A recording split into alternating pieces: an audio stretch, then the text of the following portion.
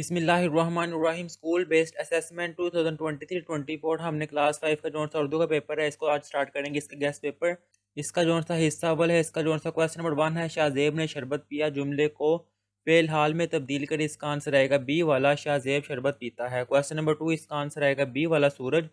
Question number 3 इसका answer आएगा सी वाला। क्वेश्चन नंबर 4 इसका आंसर आएगा डी वाला। अब आगे है क्वेश्चन नंबर 5, इसका आंसर आएगा बी वाला।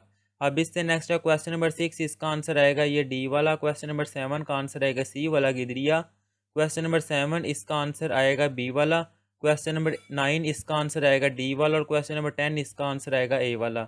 अब इससे नेक्स्ट है इसका क्वेश्चन नंबर 11, छोटे भाई के नाम दिल लगाकर पढ़ने की नसीहत के हवाले से खत लिखना है। इसका आंसर जो है वो आपको मैं दिखा देता हूँ।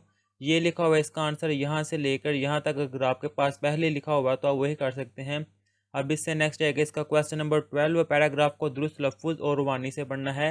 वो पैराग्राफ कोई भी हो सकता है, जस्ट लाइक ये पैराग्राफ है यहाँ से लेकर यहाँ तक, तो आपने इसकी रीडिंग करनी है। अब इससे नेक्स्ट है कि इसका लास्ट वाला क्वेश्चन नंबर 13, नसर पारा को गौर से सुने और पूछे जाने वाले सवालात के जवाब दे।